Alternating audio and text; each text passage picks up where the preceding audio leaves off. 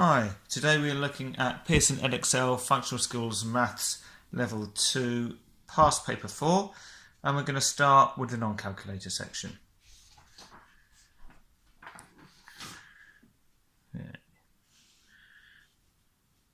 Question 1. Shannon works in a mobile phone shop.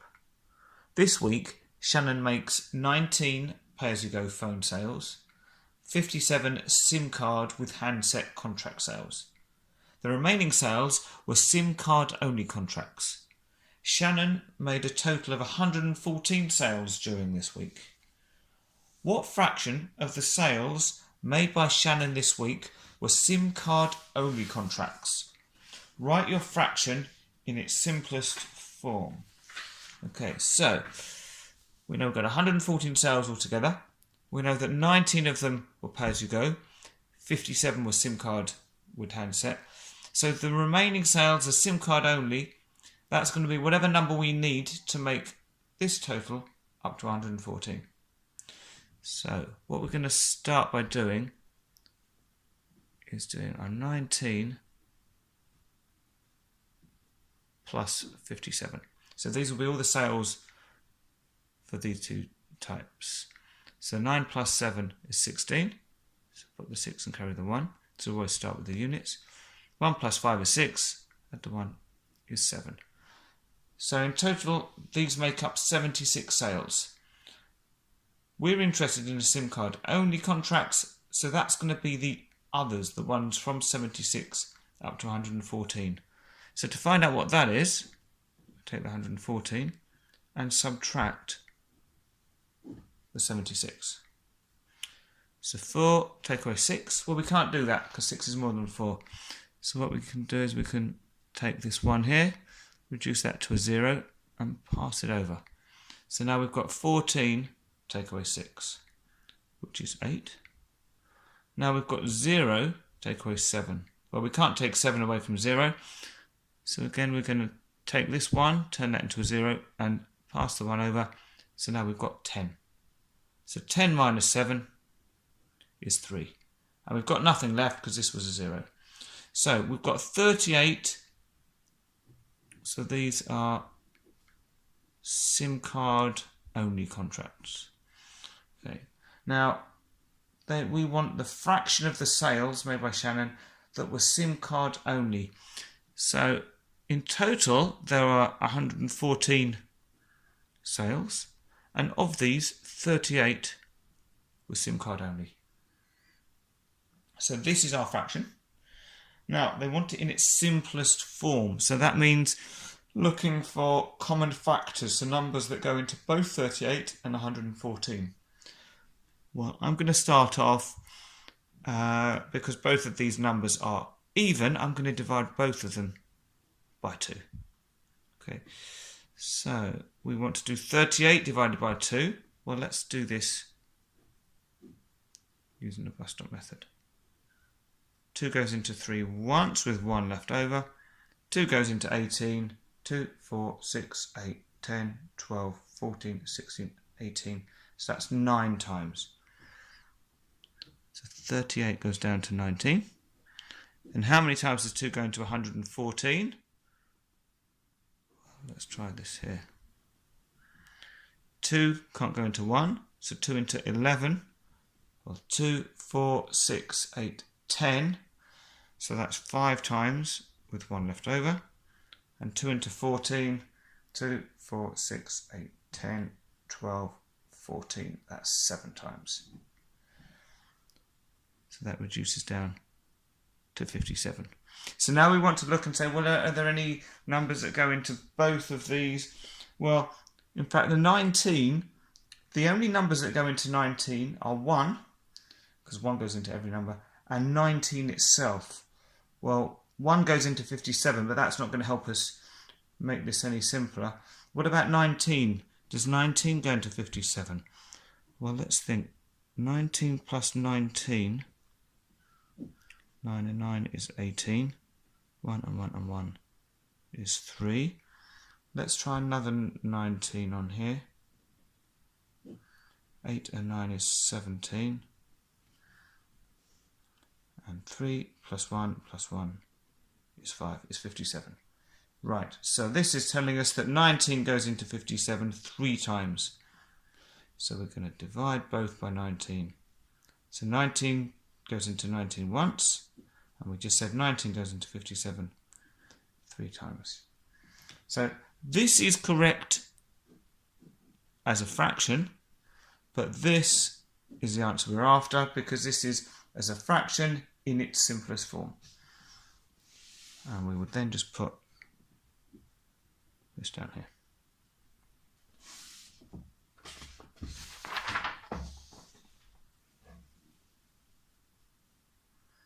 Question 2. Grace and James share £72 in the ratio 4 to 5. Work out the amount of money that James gets. You must show your working. Okay, it's a ratio question, so I'm going to draw the table. Don't have to use a ruler, but it just makes things a bit tidier if you do. So I'm doing this so that I can write my ratio. So we're going to have Grace and James, and we're going to have a total. Now they share everything in the ratio 4 to 5. So that means every time Grace gets £4, James gets £5. So if that's all they got, £4 each and £5 each, in total they would have £9. But actually we're told they've got £72. So we look at the column that's got more than one number in, so here, and we want to work out how do we get from the 9 to the 72. And we're talking about how we get there using multiplication. So we use the opposite of multiplication, which is division. So we say 72 divided by 9. Well, let's use our 9 times table.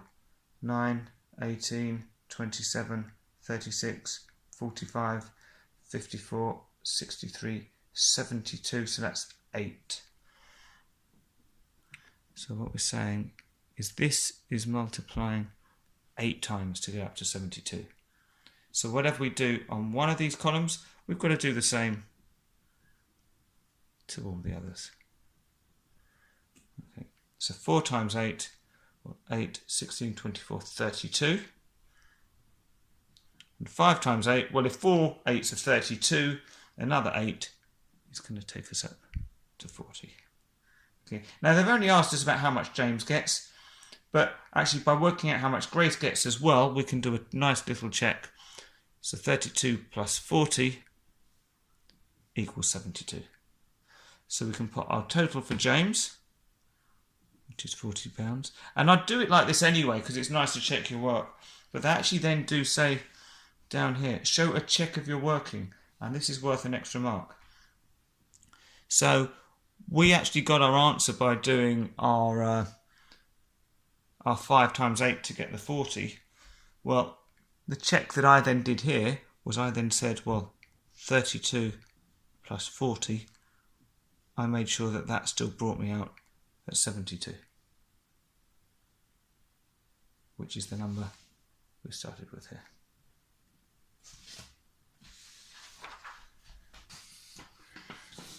Question 3.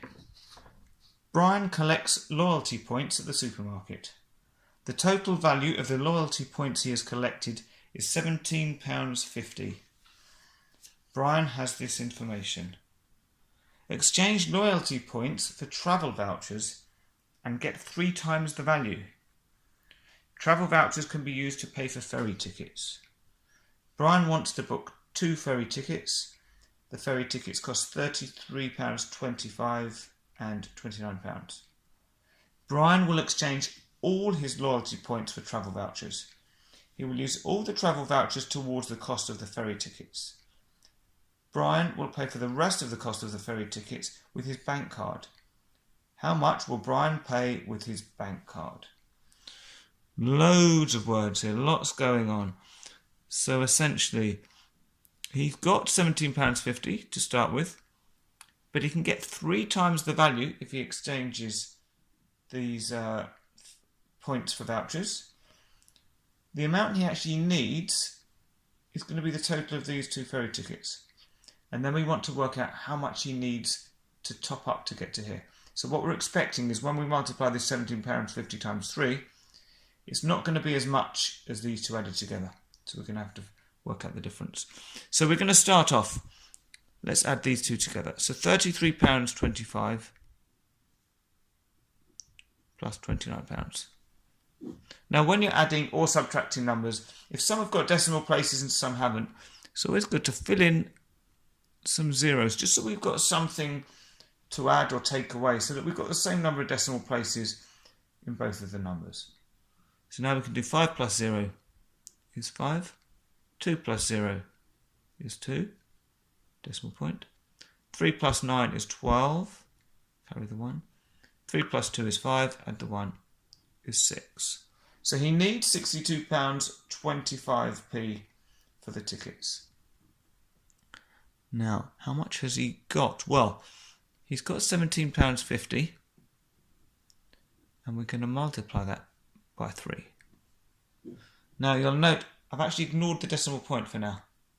What I'm going to do is ignore the decimal point and then put it back in after I've done my multiplication. So we don't have to worry about where to put it at the moment. So, but we do need to keep the 0 because it's money, 50 pence. So it's important we keep this here for when we're putting the decimal point back in afterwards. 3 times 0 is just 0. 3 times 5 is 15. 5 carry the 1. 3 sevens, or 7, 14, 21. Add another 1 is 22. And 3 times 1 is 3. Add the 2 is 5. Now, this is where we need to put the decimal point back in. Well, this number had 2 decimal places, so we need to put the decimal point, it should be in there, put it back in 2 places to make £52.50. Right, so he needs £62.25. He's got £52.50. So if we take that away, the difference is going to be the extra that he's got to pay with his bank card. So 5 minus 0 is still 5. 2 minus 5, well, we can't do that. 5 is bigger than 2. So we need to take 1 from over here. Now, it doesn't matter that we got decimal point here. We still need to take 1 from the 2. So reduce that to a 1 and pass 1 over. So 12 minus 5 gives us 7. Bring the decimal point down. 1 minus 2, again, we can't do it because 2 is bigger than 1. So reduce the 6 to a 5. And we give 1 over there. 11 minus 2 is 9. 5 minus 5 is just nothing. So the amount left to pay, £9.75p.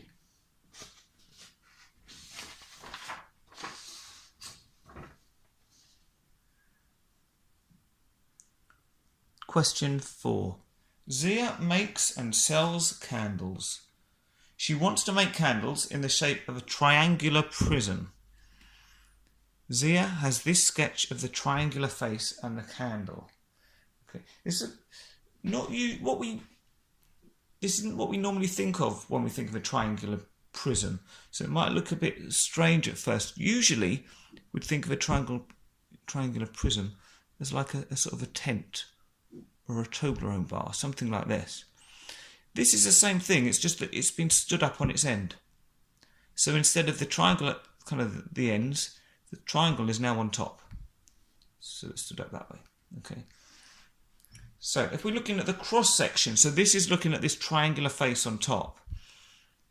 The height of the triangle is 10 centimeters and the base is 8 centimeters. But in terms of the prism, the height, so if we're looking at it on this diagram here, we're saying that this section here is 10 centimeters. This along the bottom is 8 centimeters. And this sort of depth, really it's that height, is 6 centimeters. So if this is confusing things, ignore it, but I just find it easier because this is usually how I would see a triangular prism. Zia will melt wax to make the candles. she knows that each 1 kilogram of solid wax makes 1.2 litres of melted wax. 1 litre is equal to 1,000 centimetres cubed. The volume of a prism equals the area of the cross-section times the height. Zia has a 5 kilogram bag of solid wax. She thinks that she can make at least 20 candles with this bag of solid wax. Is Zia correct? Show why you think this. Right, so where to start? Well, there's sort of two things that we're going to need to do. We need to work out how much wax she's got altogether, but we also need to know how much wax what we're going to need for each of the candles. I'm going to start with how much wax she's got. So she's got 5 kilograms of wax, and each kilogram makes 1.2 litres of melted wax. So if we do 5 times 1.2, well, I'm going to leave it as 5 times 12 for now. I'll put the point in afterwards. This is going to tell us how much, and actually I'll put it here, this is going to be how much melted wax we've got. So 5 times 2 is 10. 5 times 1 is 5. Add the 1 is 6. Now, we know it was 1.2 kilograms, so we can put the point back in.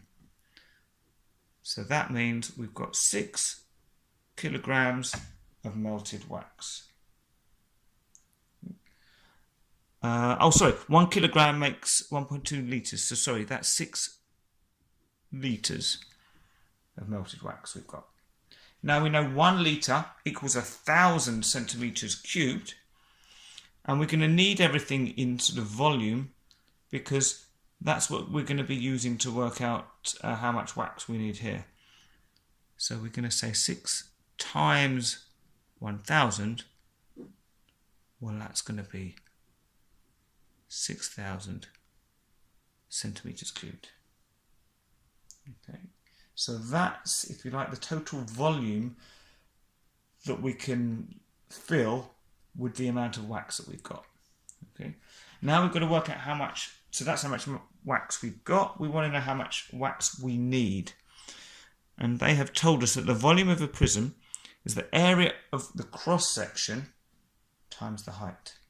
Well, what's the area of the cross-section? Well, the area, the cross-section is a triangle. And the area of the triangle is half times the base times the height. So in other words, half times the base, which is 8, times the height, which is 10. So half of 8 is 4, times 10 is 40. And that's the area, so that's going to be centimetres squared. Now the volume is the area of the cross-section, so it's the 40 times the height. Now this height is talking about the height of the triangular prism. So we've got two heights going on. We've got the height when we're working out the area of the triangle, but then we've got the height of the prism itself. So it's going to be 40 times 6. Well, 4 times 6 is 24. And then just put the 0 on the end. Because it's volume, it's going to be centimetres cubed. Right. She thinks she can make at least 20 candles.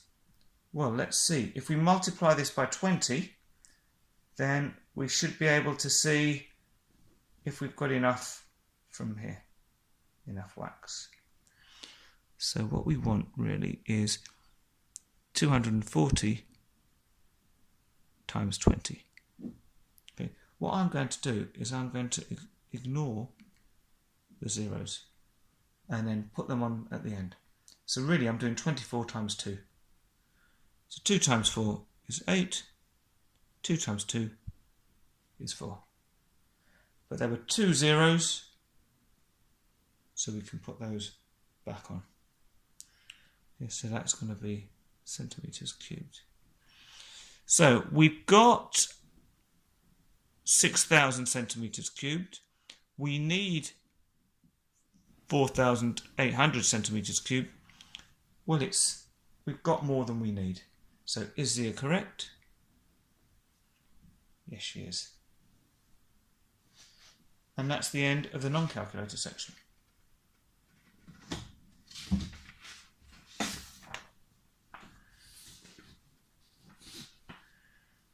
And now we're on to the calculator section.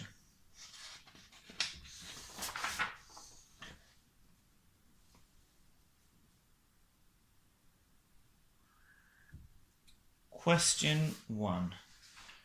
Johan is cooking using an old recipe. The recipe says to preheat the oven to a temperature of 350 degrees Fahrenheit. The oven Johan uses is marked in centigrade, degrees C. He finds this formula to change from degrees Fahrenheit to degrees centigrade.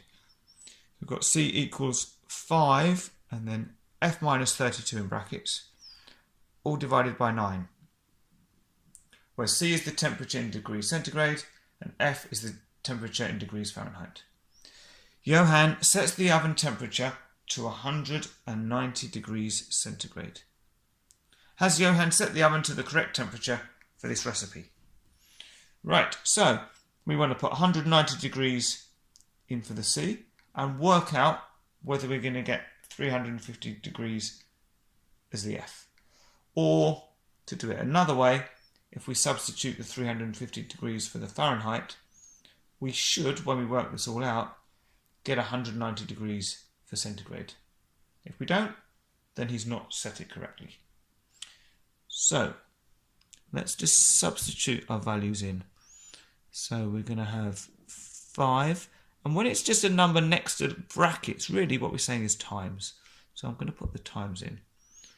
F is the degrees Fahrenheit, so we're going to have 350 minus 32, and then all of that is divided by 9. So we've got to use our order of operations rules here. Okay, and so that's our bid mass rule. So B for bid mass is brackets, so whatever's in the brackets needs to be done first. So we still put the 5 times, because that still needs to be done. We just have to work this bit out first. We can take our calculator now. So 350 minus 32 gives us 318. So I'm changing the order that I do things, but I'm not changing the order of the actual calculation. I'm still going to have the 5 here, and the 318 just replaces this. Then we're going to divide. Okay.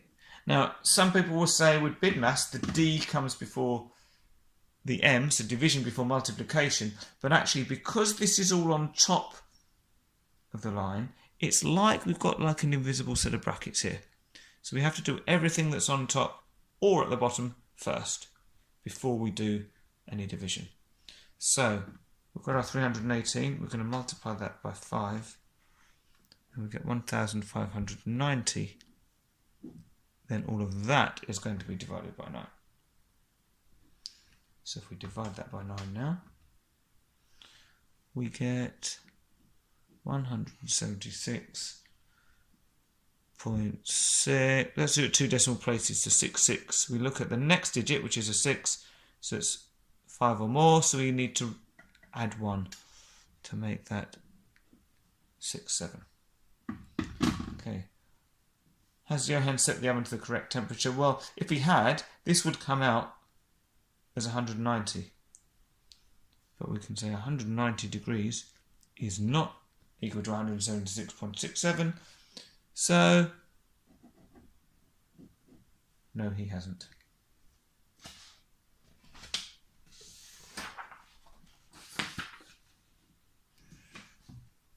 Question 2.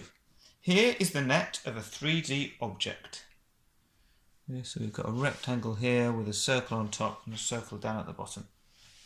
And the key tells us that 1 centimetre on the grid represents 5 centimetres on the 3D object. Okay. Now, if you've printed this out, you'll probably find that these boxes Yeah, they're not exactly 1 centimetre, but if you're in the exam, because it wouldn't have this extra bit on the side, these would be 1 centimetre. So it doesn't really matter too much for this question, but if you're wondering why it's not the same, treat these as if they are 1 centimetre across. Okay, draw a sketch of the 3D object. Remember to label the dimensions of your sketch. Well, it just says draw a sketch, so we're not trying to do anything super accurate. We just want to know what this is going to look like. Well, we've got this rectangle here and we've got these circles. So imagine we're going to have this circle on top. And what's going to happen with this rectangle? Well, it's going to have to be sort of wrapped round our circle. And then we're going to have another circle at the bottom. So actually what we're going to have is a cylinder like this. Like a Coke can or a tin of beans, something like that. So we've drawn our sketch. They said remember to label the dimensions on your sketch. Well, what I can see from here is that the circle all the way across here is 2 boxes. 1 centimetre on the grid represents 5 centimetres on the 3D object. So if it's 2 centimetres, it's going to be 2 lots of 5. So this measurement is going to be 10 centimetres. Sorry if that's not very clear, M. And for the height, well, the height is going to be this. It's 1, 2, 3, 4 centimetres on the drawing, which means it's going to be 4 lots of 5. So we could use a calculator for this. 4 times 5, which gives us 20 centimetres in real life. Okay.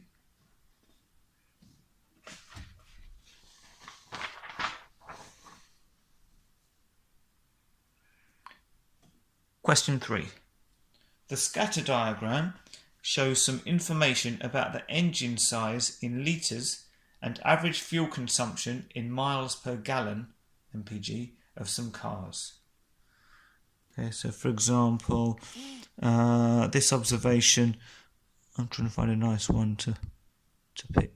Let's go with this one here. So this engine size, what would this be? 4.7 litre engine uses 20 miles per gallon. Okay, so that's how we're using this. Now we're told, here is information for another car, engine size 2.3 litres, average fuel consumption 36 miles per gallon. And part A, plot this information on the scatter graph.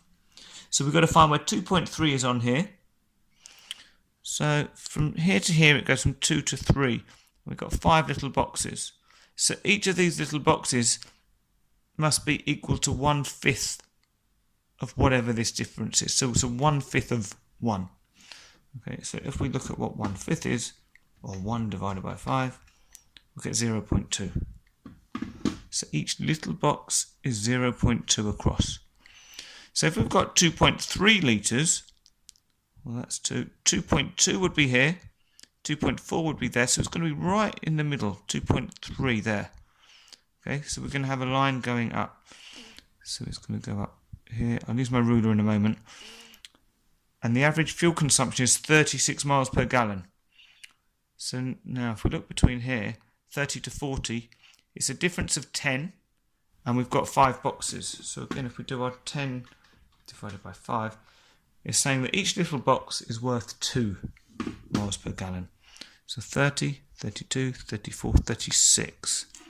So what we're going to do is we're going to draw across here and down here. I'll just do it lightly. So this is where we're going to need to mark our extra value. That's for part A. Part B, draw a line of best fit on the scatter graph. So for a line of best fit, we want a dead straight line which goes through the data.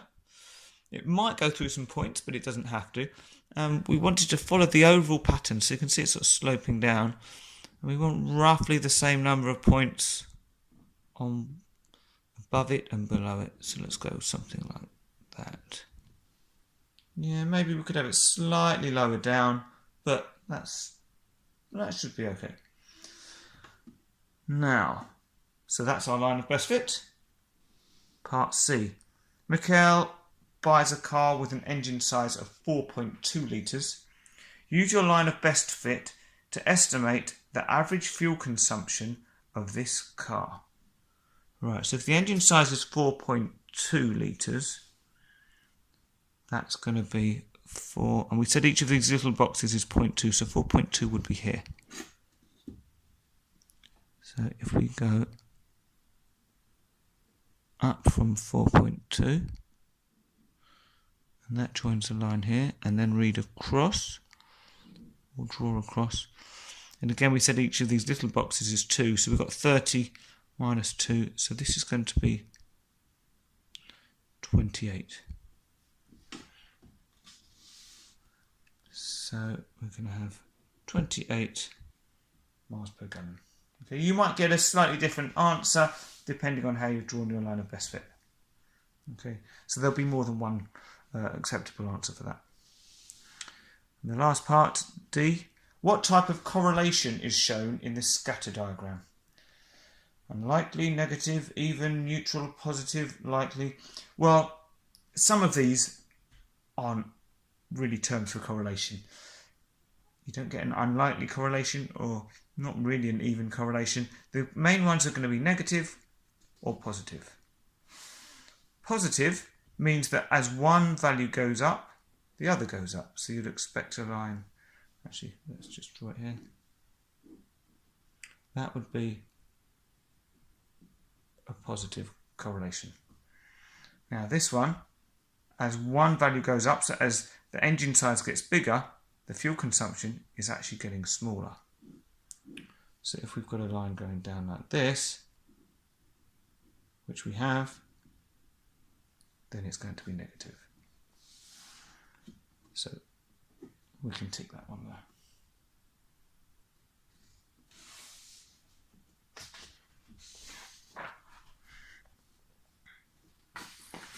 Okay. Question 4. Work out 3 cubed, or 3 to the power 3, minus 4 squared, that's in brackets, and plus 7, all of that's divided by 2.5. So, again, order of operations, we've got to do everything in order. So the brackets first. So it's like we treat this as if it's something all on its own. So within the brackets, we've got 2 things that need to be done. We need the 3 cubed. So we can say 3 cubed, which if you've got a scientific calculator, you can do it just 3 cubed. But it means 3 times 3 times 3. So actually, there's nothing to stop us doing this on a simple calculator as well. So we get 27. And let's work out 4 squared. Well, that's going to be 4 times 4. I'm sure you don't need a calculator to tell you that's 16. So now we've worked them out, we can put them in here. So we can say that this is, well, 3 cubed, we said was 27. We've still got our brackets.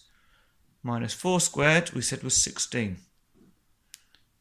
Then we'll add the 7, and then divide by the 2.5. Okay, so 27 minus 16, you can use your calculator, but I'm sure you know that's 11. Then we've still got the 7 to add on, and divide by 2.5. I'm just doing one step at a time. You can do more than one step at a time, but there's just more chance of you making a mistake if we do that. So I'm going to keep it simple. Now we've got 11 plus 7, which is 18. So remember, because this is all on top, we need to do this first before the division. Because again, it's like we've got an invisible set of brackets around this. So we're going to have 18 divided by 2.5. Then I'll reach for my calculator. And we get 7.2, which can go in here. Right, part B. Push it all the way up here. Okay, write the following values in order of size. Start with the smallest value. Okay, so let's see, we've got 2 as decimals, 1 as a percentage, and 2 as fractions. Well, especially as this is the calculator paper, I'm just going to turn everything into decimals. I've already got 2 of them. If I want to turn 5/9 into a decimal, I just do 5 divided by 9. And I get 0.555. Put a dot to show that's recurring. So we've got 1 decimal, another one, another one. We can do the same with the 4/7. 4 divided by 7. This is 0.571. I'll do it just as 3 decimal places for now, that should be enough. And 47%, well, if we want that as a decimal, we just divide it by 100. So we get 0.47. Okay. At this point, you might be able to see which is the smallest and which is the largest and order them that way. If not, what you can do is write one above the other. So we write the 0.5, the 0.555, 0.53, 0.571, and the 0.47. Now, to make it easier to compare them, I'm going to fill in any gaps at the end. So we've got the same number of decimal places. And really what we can do is we can now cover these up. Yeah, because they're all the same at the front. So we can just look at the decimals and treat it as 500, 555, 530, 571, and 470. So which is the smallest? Well, that's the smallest, the 470. What's next smallest? Well, 530 would be next. Then after that, oh no, it wouldn't. 500 would be next. Apologies. Then it would be 530. But you can see why it's important to write these out. So if we make a mistake, we can correct it. Next smallest would be the 555, and the biggest 571. So now we want to write these in order from biggest to smallest. So we said 0.470 is the smallest, but the value they actually gave us was the 47%. So we need to put it back in the format provided. Then the next smallest was this one up here, so the 0.5. Next smallest, number 3, was this 0.53. Fourth was this one, which was actually our 5/9. And biggest was the 0.571, which we got from 4/7.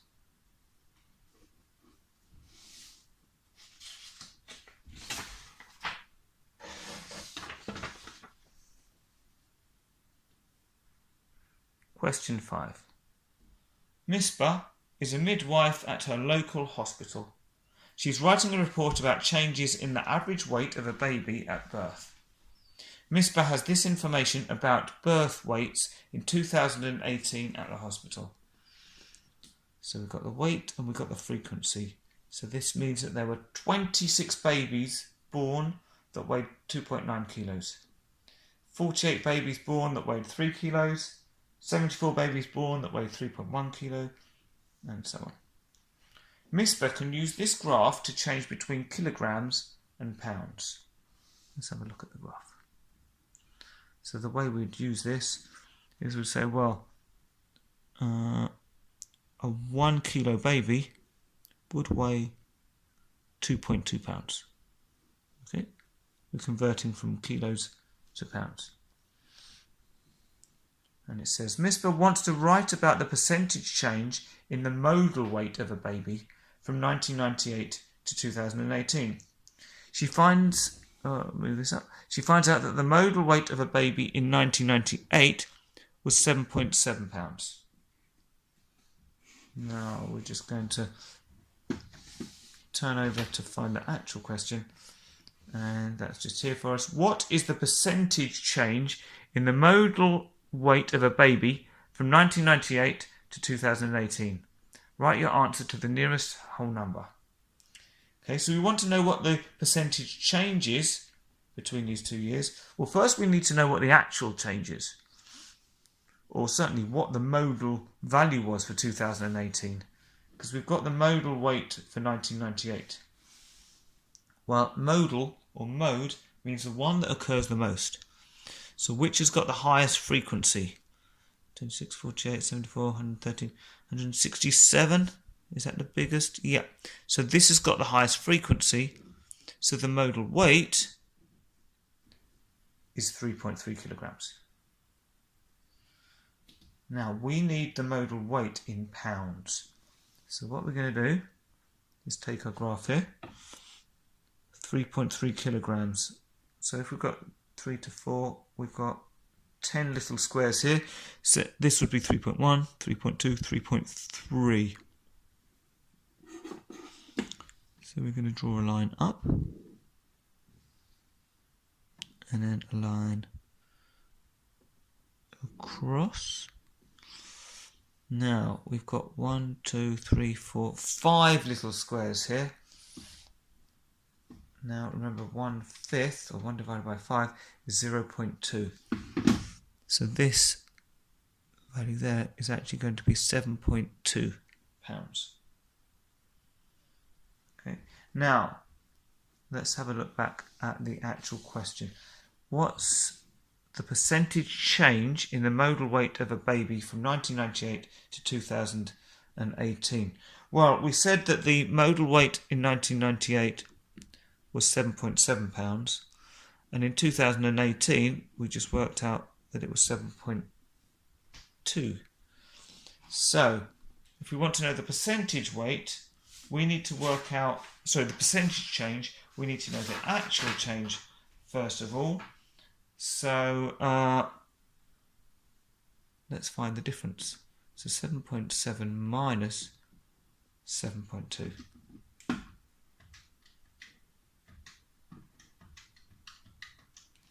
We've got a difference of 0.5 pounds. Now, if we want to know the percentage change, well, we're going to take our 0.5. We're going to divide it by the number we started with, which is this 7.7. And then to turn it into a percentage, we multiply by 100.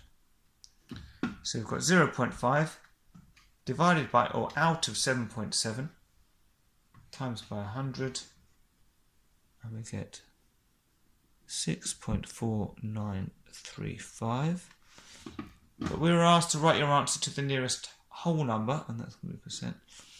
So 6 is the whole number, so we look at the number after the decimal point, which is a 4, which is less than 5, so that means we can ignore all of this, and it's just going to be 6%, and that's going to be a 6% reduction because it's gone down.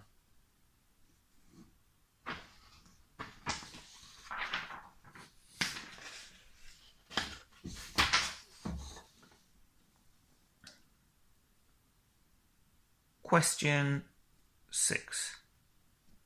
Kasim wants an extension built onto his house.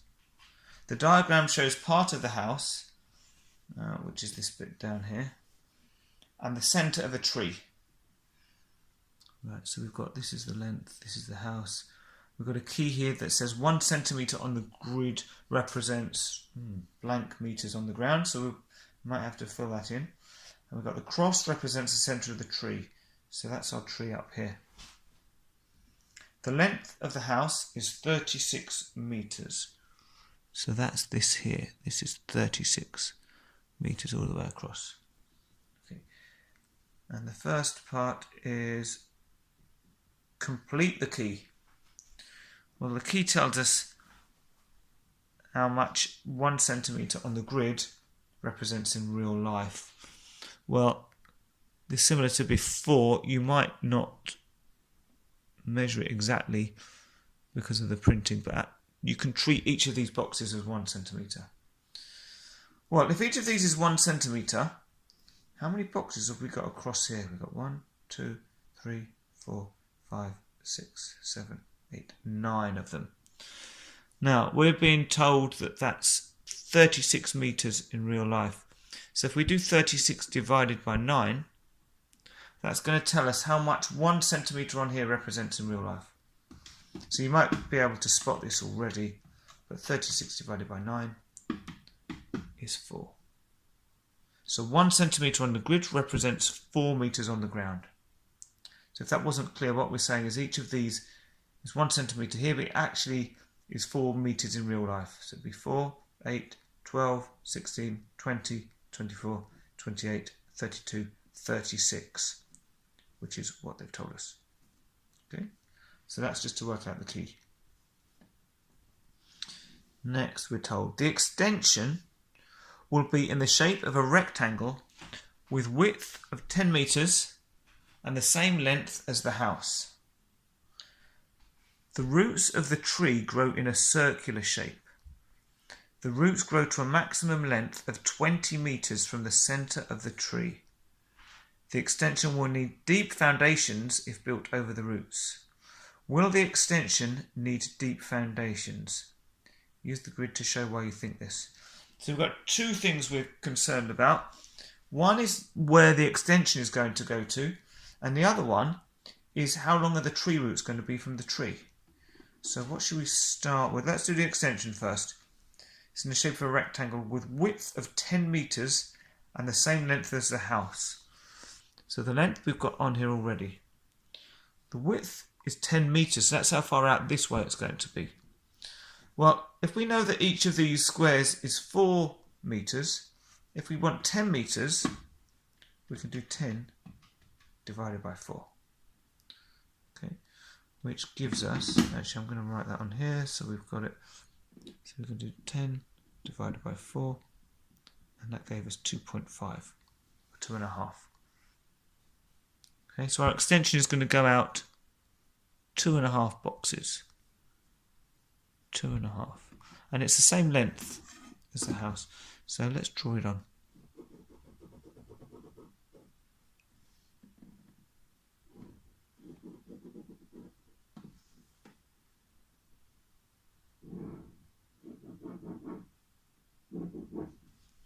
Okay, so this is our extension. Right, we've done that bit. Now we've got to have a look at the roots. They're going to grow in a circular shape to a maximum length of 20 metres from the centre of the tree. So we want to know how many squares that represents. Well, again, we've got 4 metres for each square. So 20 metres, 20 divided by 4, that's going to tell us how many squares on the grid we're going to need.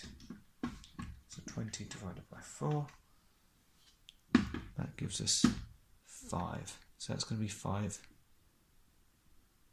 squares or square lengths. Okay, so what we're going to do with that? Well, we were told that the roots grow in a circular shape. So if we want to draw a circle, we're going to need our compass. So we find the opening for the pencil, push the pencil in, make sure we got the pencil and the point lined up, tie to my compass there. Now, it was 5 squares we said, so let's see, we've got 1, 2, 3, 4, 5. I'm just going to mark that. So I want to make sure that my compass is, yeah, that looks like 5. Now we can actually put this on here. Now we could draw the circle all the way around, but we're only really concerned with, sorry if you can't see this very well, I'll draw the circle and then you'll see that's a bit better. We're only concerned about whether the circle is coming near the extension. And actually you should be able to see there, we've got this patch where the circle overlaps the extension. So where the question says, will the extension need deep foundations?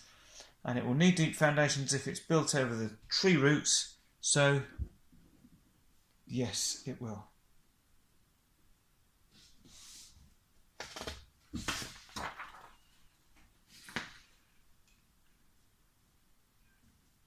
Question 7.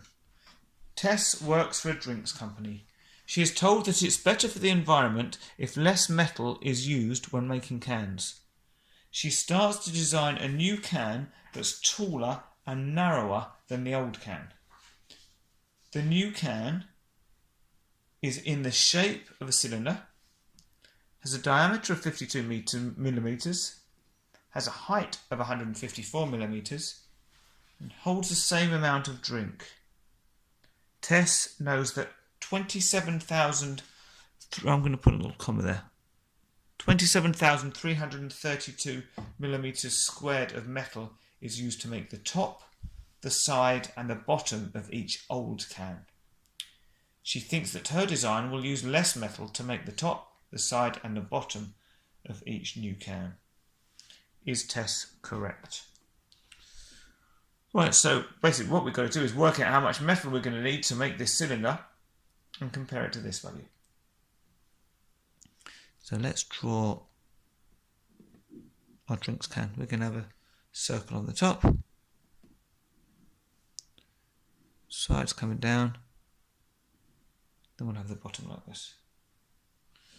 Now, everything's in millimeters. The diameter, that's the distance all the way across the circle.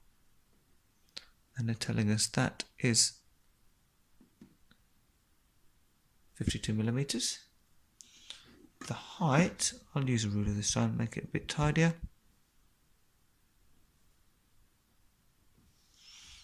is 154 millimeters. So we've got to work out how much material we need to make this. Now we're going to think of this shape into, well, sort of 3 sections. We've got the top, the bottom, so you've got like another circle there, but the top and the bottom are going to be the same, and then we've got the outside as well. Let's do the top and bottom first. So top / bottom. Right, so we've got a circle essentially. Now the area of a circle, this is a formula we need to know, which is pi r squared. Now at the front of this exam paper, it tells us to use 3.14 for pi. Now r squared, r is the radius, which is half of the diameter. So let's put that r equals 52 divided by 2. And 52 divided by 2 gives us 26. So we've got pi 3.14. Because it's just next to it, it means it's times. So that's going to be 26 squared. And with the squared is on the 26. We need to do this 26 times 26 first, then multiply it by the 3.14. So we get 2,122.64 millimeters squared. Okay, now that's going to be for one of the circles. We've got the top and the bottom. So we want to multiply this by 2. So we get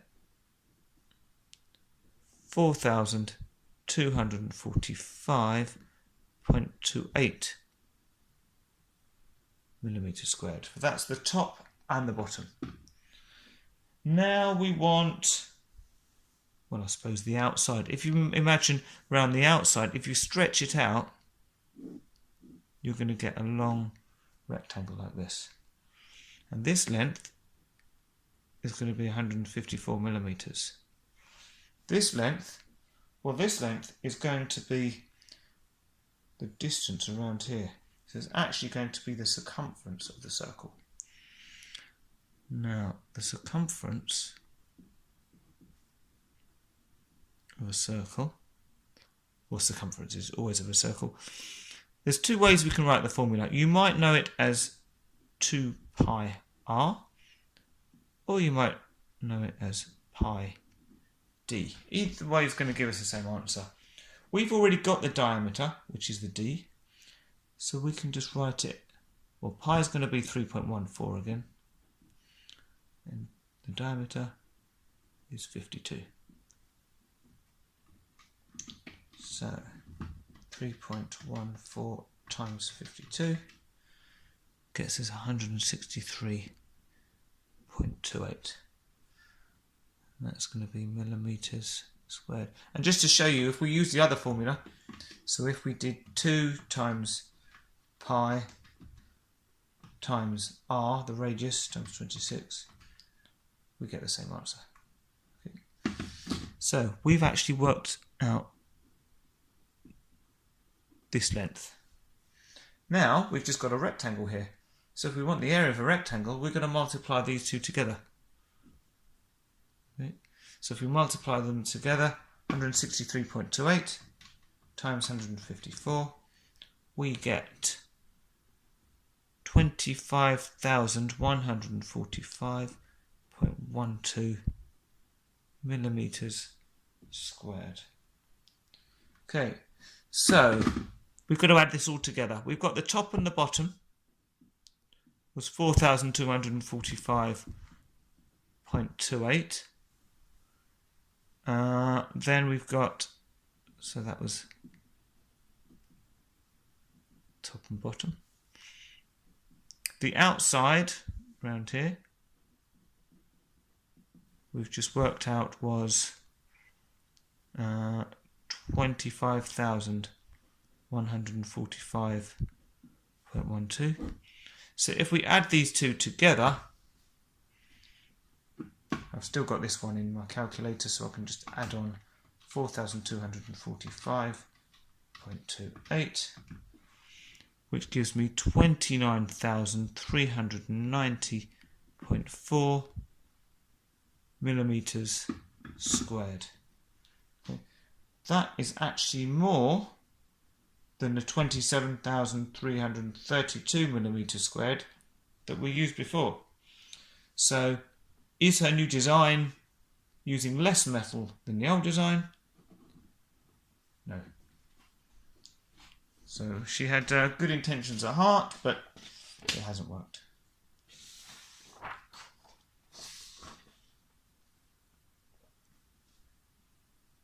Question 8.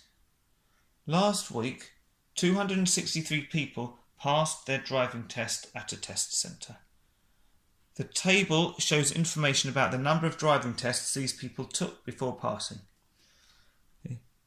Number of driving tests taken. So 118 people passed on their first attempt, 74 passed on their second attempt, 43 passed on their third attempt, 21 passed on their fourth, and 7 people took 5 or more. We don't know exactly how many. It could all be 5 or it could all be 100. We don't know. What's the probability that a person chosen at random passed their driving test on the first attempt? Well, for us to know that, we need to know how many people took their test altogether. So we could add these all up, but actually, they've already told us. 263. So, when we're writing probabilities, unless we're told otherwise, we're going to write them as fractions. We've got 263 people in total, so that's going to be our denominator. We want the ones that passed their test on the first attempt. Well, that was 118. So we can just keep it like that. That's our answer. Part B. What's the probability that a person chosen at random did not pass their driving test on the first attempt? Well, if 118 did pass on their first attempt, the ones that didn't pass on their first attempt must be 263 minus 118. So it's going to be all the people that either passed on their second or their third or their fourth or fifth or more. So you could add those all together or just do 263 minus 118. Which gives us 145. But we're still starting with the same overall number of people that took their test. So it's going to be 145 out of 263. And for part A, I can put this in the box as well.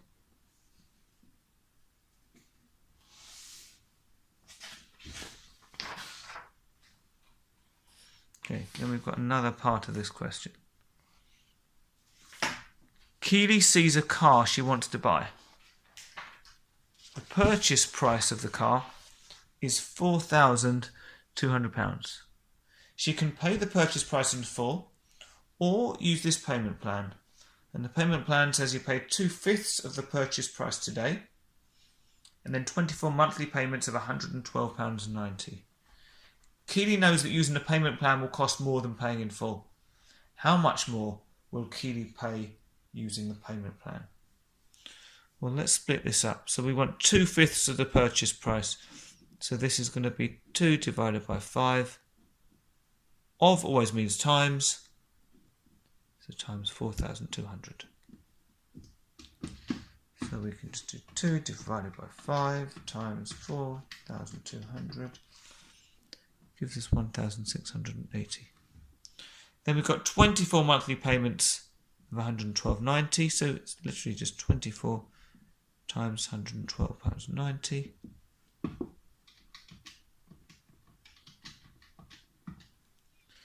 And we get £2,709.60. So if we add these together, it will give our total. So we've got 4,389.6, but because this is money, we've got to have 2 decimal places. So 60. Now, how much more will she pay? Well, she's right, it's more than the 4,200. To know how much more, we'll do £4,389.60 minus 4,200. So we've already got this in here. Take away the 4,200. And we've got 189.6. Again, we've got to put that 0 on to turn it into money.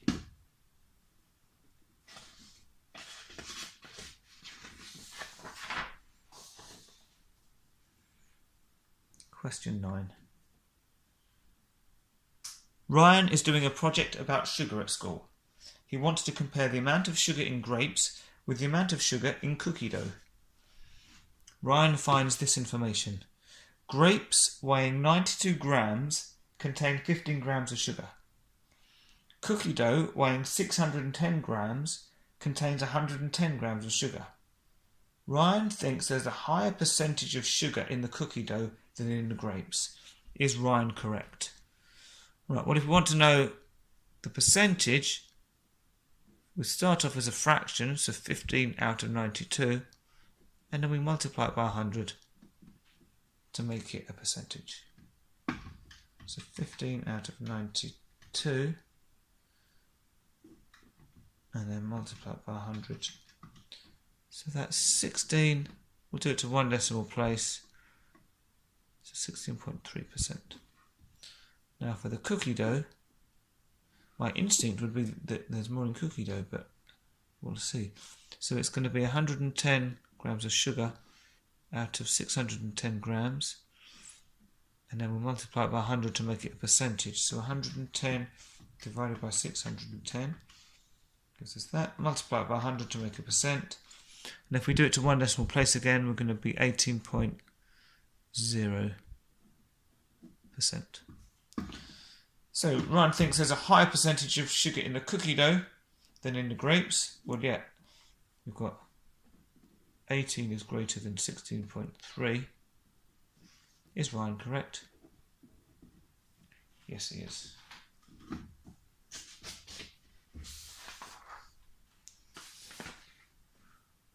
Question 10. Here is an isosceles triangle. It has a base length of 13.9 centimetres and a perimeter of 38.2 centimetres, so the distance all around the outside. Work out the length of side A on the triangle. So if you don't remember what an isosceles triangle is, they're actually showing it to us here. It means that 2 of the sides are the same. And also 2 of the angles are the same. But we're concerned about the sides here. Right, so we've got the total perimeter all the way around. We want to know what A is. Well, if we take away the 13.9 from the perimeter, so 38.2 minus 13.9, that's going to leave us with the length of 2A, 2 lots of those. So let's do this first of all. So 38.2 minus 13.9. So we get 24.3. So remember I said that's equal to 2A, 2 of them.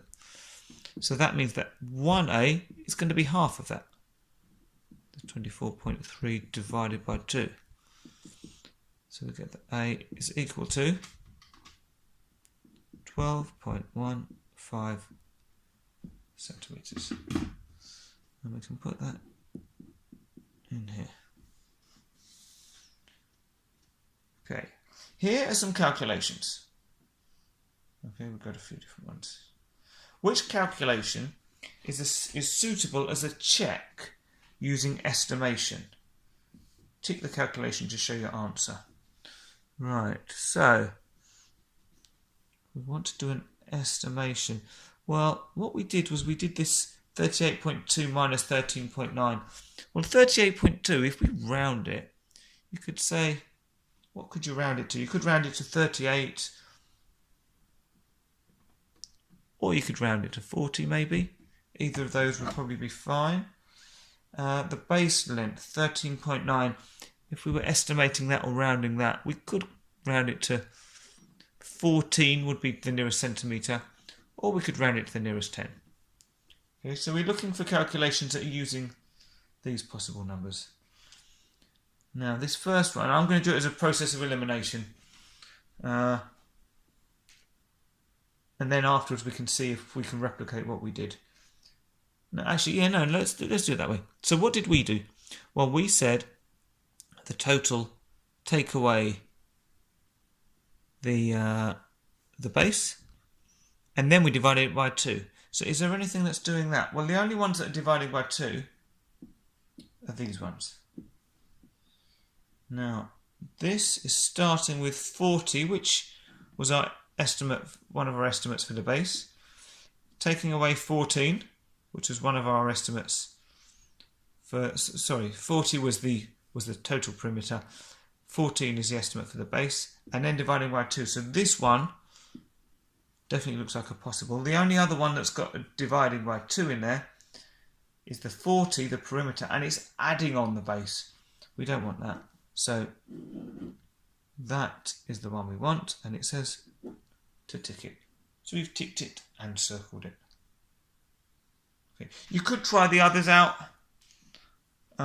They might get a similar answer, but then the logic isn't necessarily sensible there. Yeah, I don't think any others will match. This is certainly what we did to get to the calculation, or get to the answer.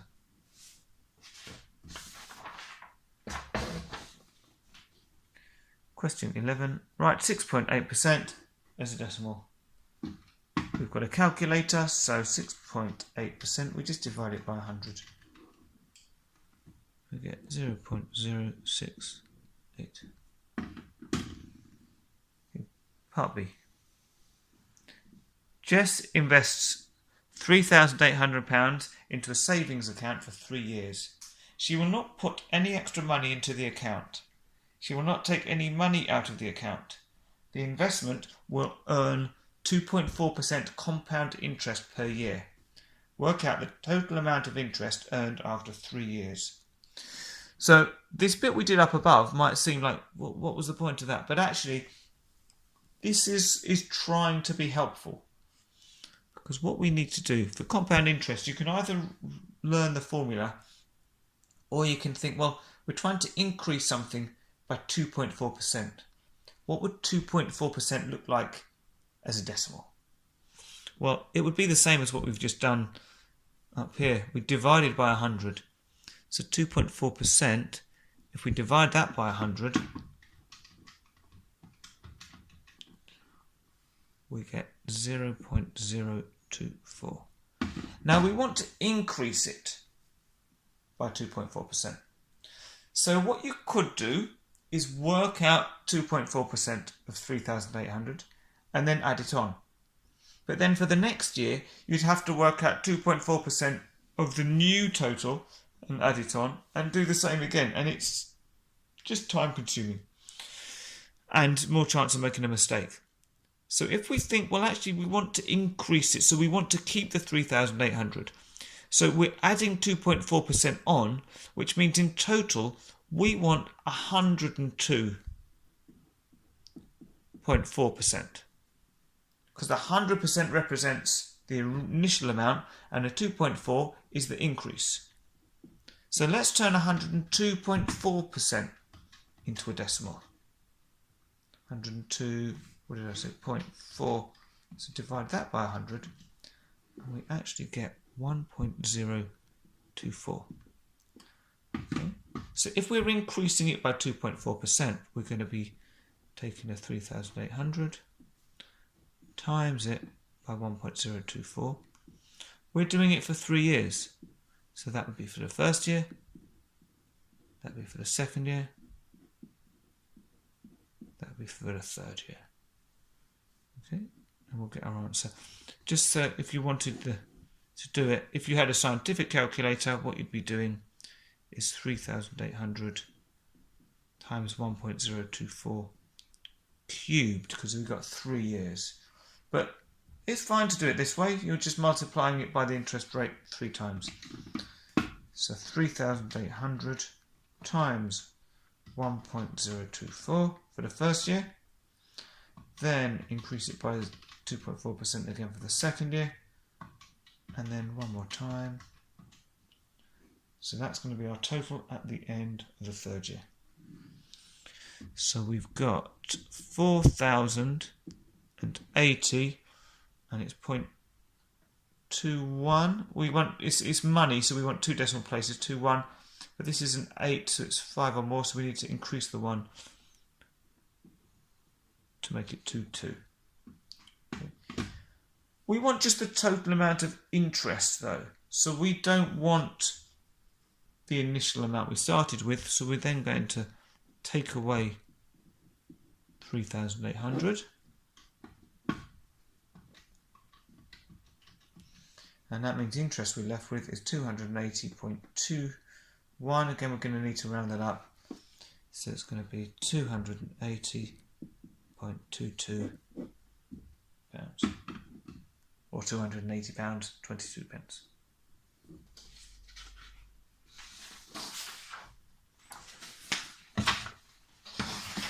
And finally, we come on to question 12. Andy works at a medical centre. He reads a news report about a shortage of doctors in some parts of the UK. The report states the following figures for the UK. The average number of patients per doctor is 1,734. The range is 826 patients per doctor. The table shows some information about the number of patients for each doctor at the medical centre. So Dr. A's got 1,348 patients. Dr. B's got 1,847 patients, and so on. And he needs to write a report to compare the figures for the medical centre with the figures for the UK. He needs to comment on a comparison of the average number of patients per doctor and the consistency of the number of patients per doctor. Write comments for the report. Remember to use calculations and figures to support your comments. And we've got 6 marks here, so we've got quite a lot going on. Okay, the 2 things we're looking at to start with, a comparison of the average number of patients per doctor. So the average, well, that's going to be our mean. So the mean is the total divided by how many, or the frequency. So in this case, the mean is going to be the total number of patients. So 1,348 plus 1,847 plus 1,760 plus 1,562 It's 12401703. And you want to be really careful when you're doing this because it's so easy to make a mistake. I'd be tempted to even do it twice to check you get the same answer. So that's our total number of patients, and we've got 1, 2, 3, 4, 5, 6 doctors.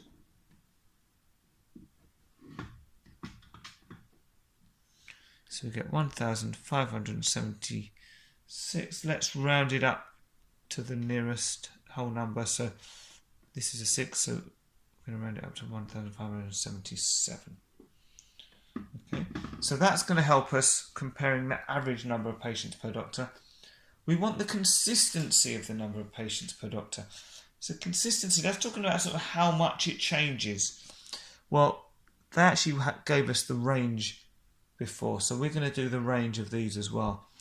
So the range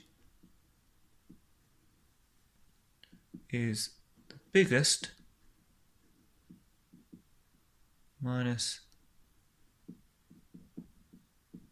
the smallest.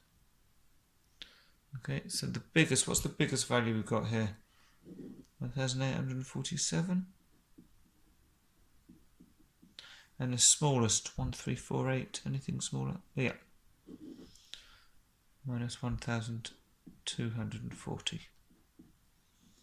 So our range is going to be 607 patients. Okay, so we've got our mean, we've got our range. Now we need to write comments for the report using calculations and figures to support your comments. So it doesn't need to be too much. We're going to start off doing a comment on the average, I think. So or the average or the mean. So we can say at the medical centre we've got this figure. So the average number of patients per doctor at the medical centre, and we can put that in brackets, 1,577 is, well, that's smaller, or is lower than the UK average, which was 1,734. Okay, so that's a comment about the mean. Now we're going to do something similar for the average. For the range. So we're talking about the range of patients per doctor at the medical centre, and that's what we worked out to be 607. We're comparing that to be 826, so again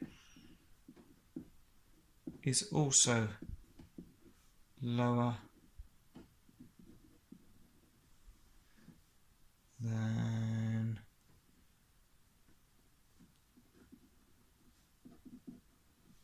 for the UK, which was this figure up here of 826.